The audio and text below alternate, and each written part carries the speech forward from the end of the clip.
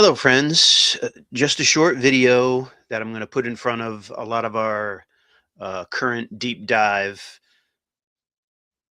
videos that we're doing on Now is the Terminator. I just wanted to give a shout out. If people aren't aware, Thomas Tenney, who did the art on a lot of the issues of uh, Now's Terminator series and was the artist on Marvel's Force Works for the first handful of issues, is having health issues. Um, and he's also having money issues. And he created a GoFundMe. And I guess the goal is 20,000, and he's already at like 13, $14,000. But I'm going to put a link in the description down below. If you feel the need to help him out, if you've read any of his work, he's done many other things other than Terminator and Force Works. He's been the artist on a bunch of indie books. Um, but again, I just wanted to make a quick little shout out uh, to make you aware that yet another artist that we've all seen his art, we've all read the comics that he's drawn, is going through a hardship. So please look in the description for the link to his GoFundMe. If you can donate, that would be excellent. That would be awesome to help Thomas Tenney out. Thank you again, and we will continue with the deep dive.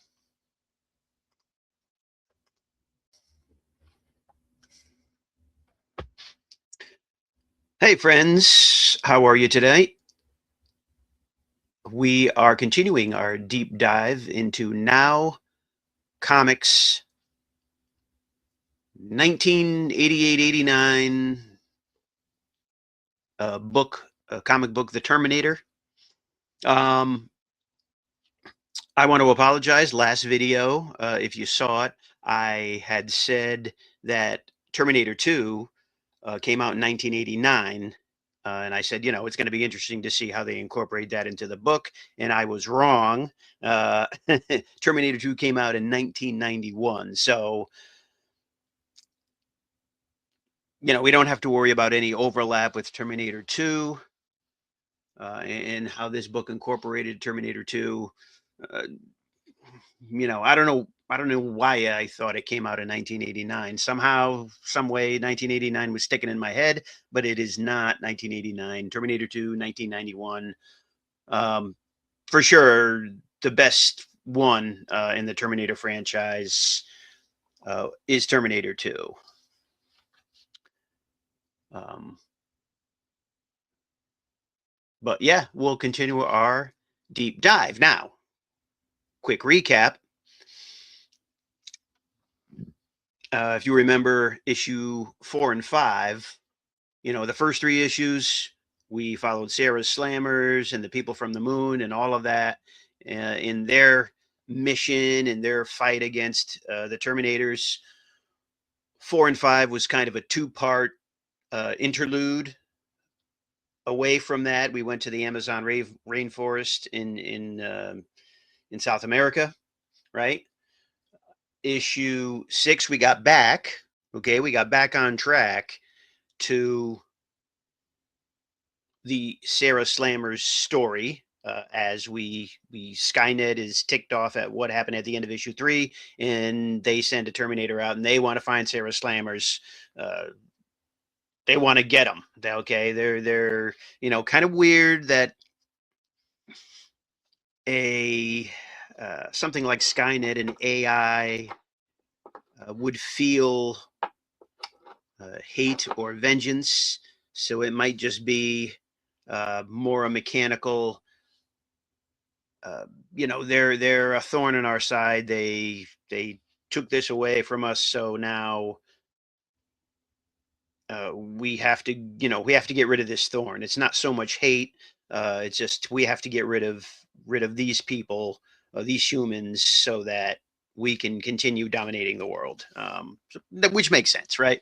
Which makes sense. Now we get to issue 7, and as we see from the cover, another awesome painted cover. This one by Norm Breyfogle. And I thought it was Norm Breyfogle. You know, I see the little signature down here, and I was like, man, is that? And I was just looking at the work, and I was like, man, that looks like Breyfogle. And then I opened up the cover, and there it is, Norm Breyfogle. So that's nice, getting a Norm Breyfogle, and this pretty much gives away the story, right? A Terminator wolf, a Terminator dog, wolf, whatever you want to call it. They're now making, instead of making humanoids or humans, they're making animals to infiltrate. This, but this is a fill-in issue.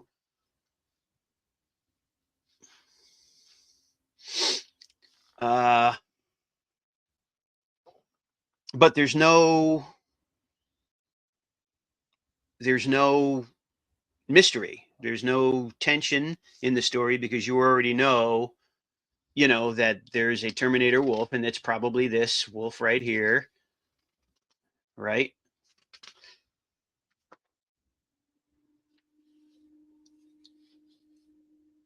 And they follow these two guys. They take out a Terminator. There's a dog was barking at a Terminator. They shoot the Terminator. The Terminator wolf uh, hears the shot and goes and kills these guys,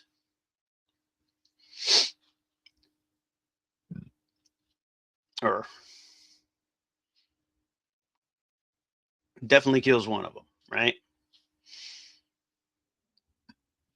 Then we move to this group.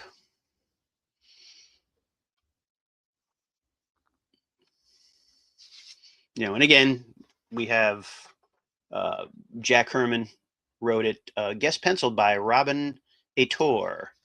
Ador. I don't know this artist. Still inked by Jim Brosman. This right here tells me that Tom Tenney, the regular artist, was kind of falling behind, so they needed a fill-in issue, allowing him to catch up. So I'm thinking the Terminator #8, we will continue Sarah Slammer's story. Side note, I don't know if anyone out there reads Bleeding Cool, but if you do, just saw online that Tom Tenney is in a bad way. He's very ill.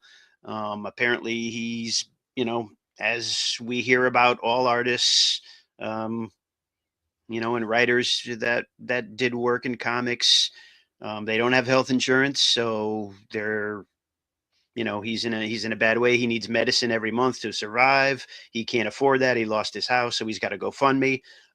Maybe in the links down below, I'll put a link to his GoFundMe.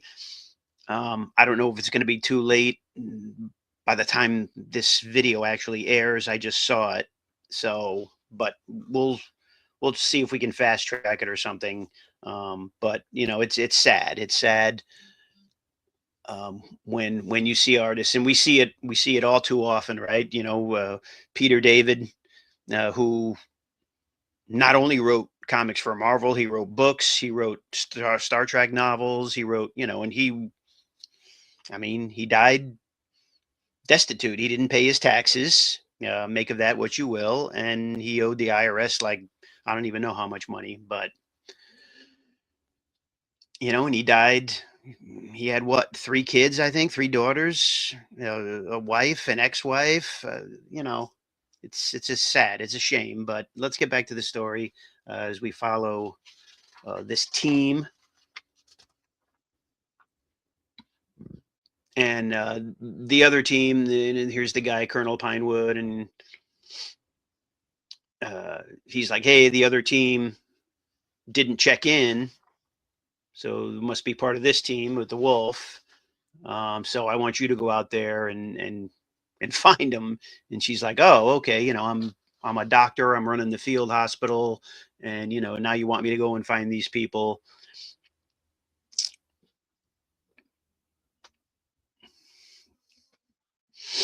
So, um, so she takes this guy with her, and he's got a little pup, and they go searching. They go searching for the team.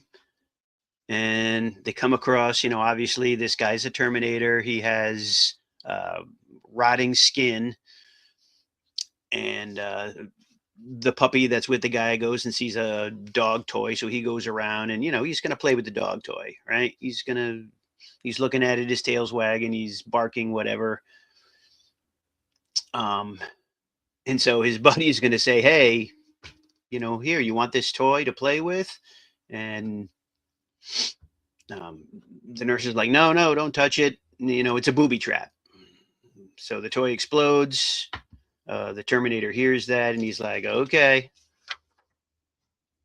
Um, and then, of course, he comes up to him and he's saying, "I'm sick. I need a doctor. Take me to the field hospital. I know it's somewhere near here." But they know he's the Terminator. The little puppy is growling. Weird that it's not barking its head off, which it should be doing, but it's definitely growling.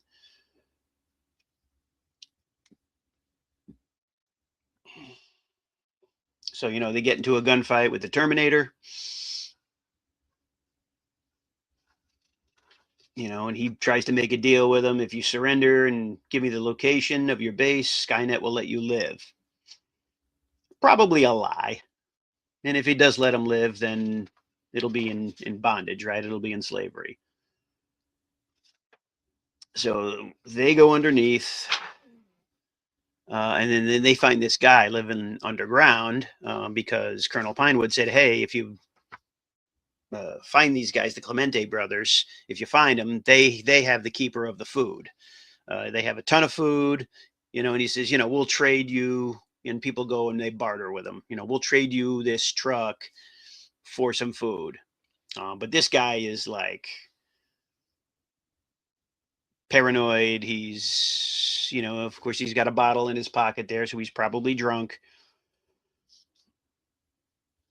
And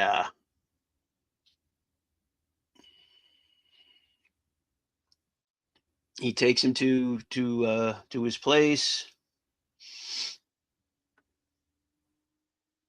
And of course, she makes the mistake of saying, "We just wanted to trade for some food." And he's like, "So that's it? You want my food?" And she starts trying to negotiate with him. He slams her across the face with the butt of the rifle. This guy's like, "Hey, man, if I can get to my gun and Andy's got to change the clip."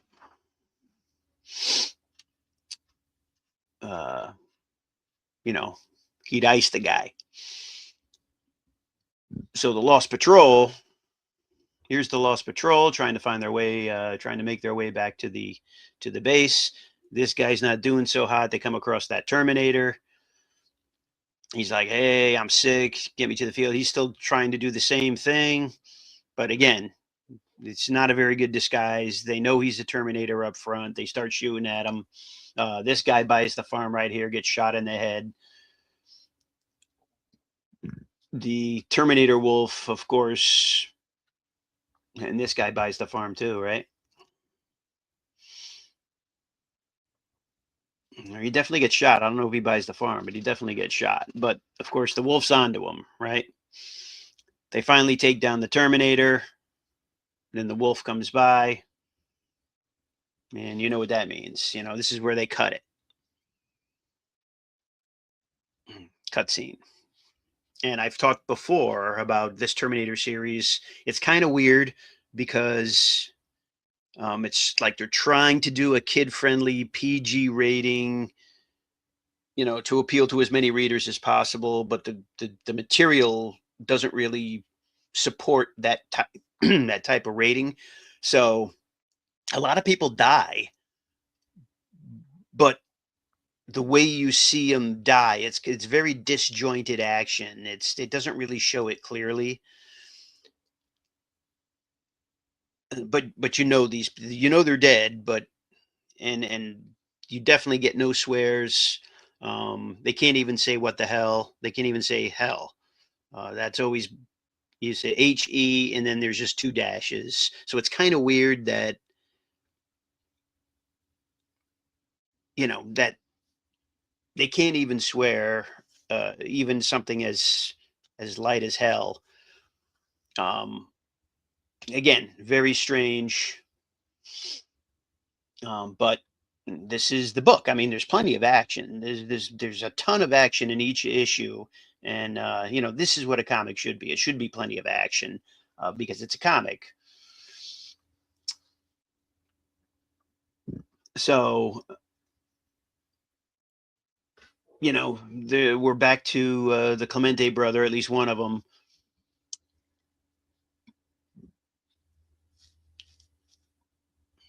and he's worried about the dog, and she's like, look, I don't know what you're worried about with the dog. He's just a little dog, see? And actually, kind of bloodedly, the guy just shoots the dog and kills the dog. So at that point, this guy just doesn't care, freaks out, grabs the rifle, somehow gets it, somehow changes the clip. I don't know, but somehow is able to shoot the Clemente brother and kill him.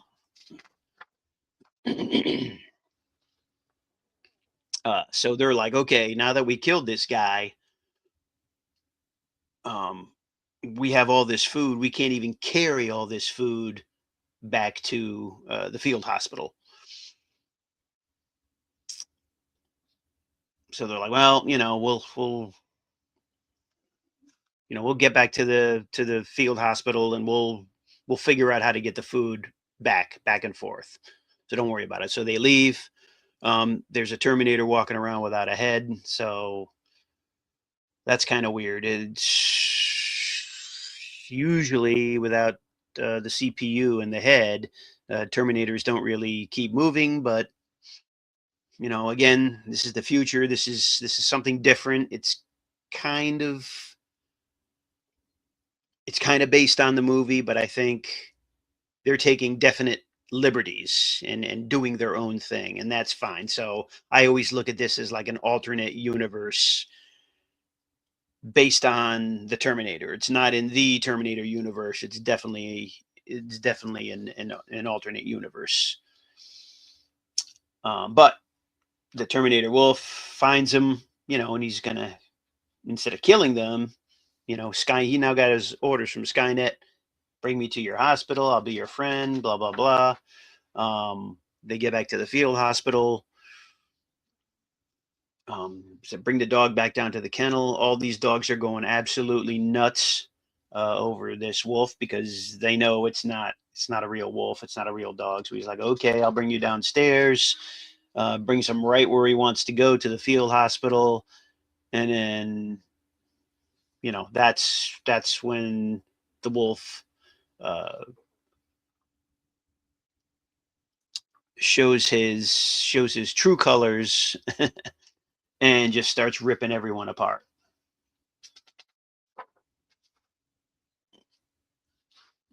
As you can see, so they're trying to shoot him, they're trying to kill him. Uh, as in the box, they don't really show it here, but they're spilling gasoline and flammable liquid, and of course, this guy takes a plasma rifle, and it lights everything on fire. So everything explodes, everybody dies,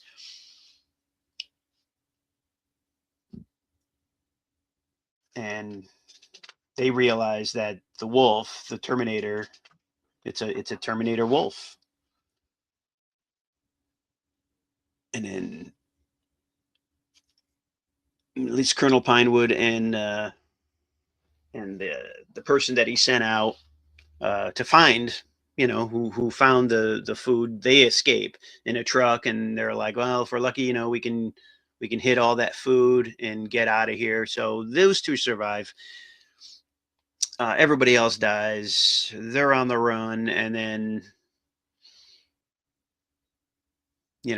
it this basically tells you that yes, now Skynet is um, experimenting and modifying itself by coming up with Terminator wolves and Terminator animals, so that because now they're looking for basically just humans.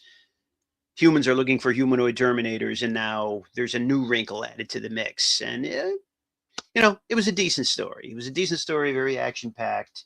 Um, the letters page tells you that this is a fill-in. Kind of a weird letters page. This is like a background, kind of a weird letters page.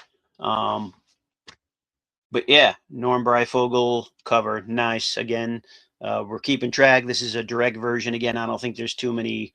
Um, I don't think I have too many more newsstand versions moving forward, but we'll find out as we go through. Um, it was a quick flip through. It was a fill in, like I was saying before. Robin Ator, Ator, guest penciled. Apparently, Robin Ator uh, did a book from what Elsewhere Productions or something. It was probably their own book that they wrote. Wrote and did the art, and it's their own thing. So how Robin was able to find the time to do this, or even they got a hold. I don't know. It's kind of weird, but the art's pretty decent. Again, a decent issue for a fill-in issue. It was decent. Still, again, kind of looking forward to getting back to the main story with Sarah Slammers and what's left of the Moon People and in Florida, and see how that story progresses. Hopefully, there are not too many more interruptions to that story. Hopefully, we can have an uninterrupted storyline moving forward. But again, we'll see how that turns out. Now, again, this is what we do, right? We do the numbers. Issue 6, we got, this is the height, right? The 7,100. Because it's the first 3 issues we had a good showing. Terminator was a popular movie. We had a good showing, sold a lot. We know the first 3 issues sold out. Little, almost half less 2, a little less issue 3, because they're not going to get any, they're not going to know anything. They have to order these first 3 issues up front before they even know how this thing's going to sell. Obviously, the first 3 issues, as we know, sold out.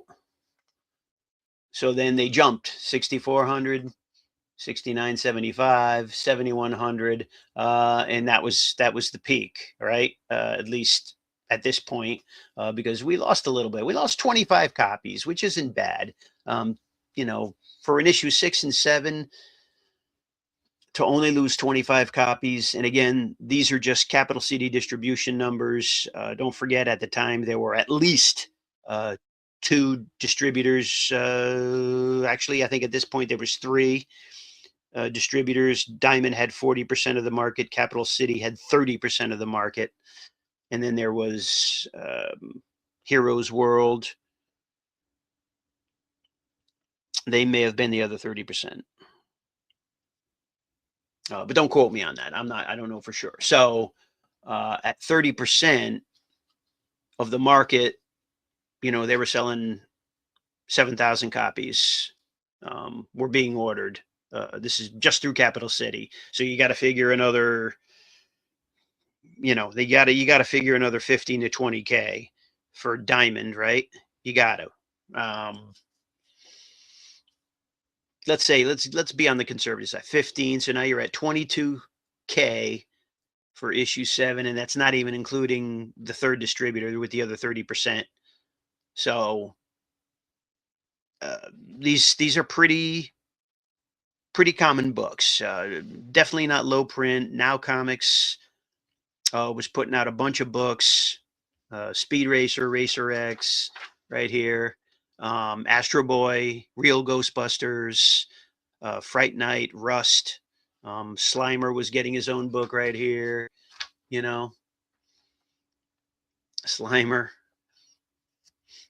So yeah, they were selling books. Not really sure what happened to Now Comics, why they folded.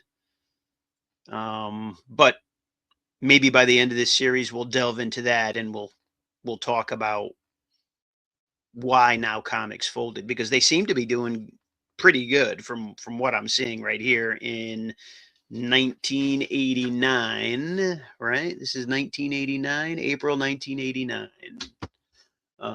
So into the 90s, they seem to be doing good. But yeah, um, a decent issue.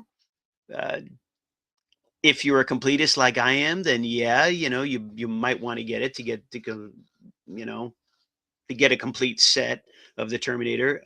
But in terms of the main story, if you just want to read that main story that we went through, uh, it's one, two, three, and six. Issues one, two, three, and six are like the main story so far, and those are decent issues. So I'm losing my voice. It's time to cut it off so that I can get some water and get my voice back. But I want to thank everyone for tuning in. Again, I'll put that link down below for Tom Tenney. Uh, we'll figure it out, right? We'll figure it out. We'll make sure that it's still relevant by the time this video airs. But thanks for tuning in, and as always, we will see you in the funny pages. Thank you.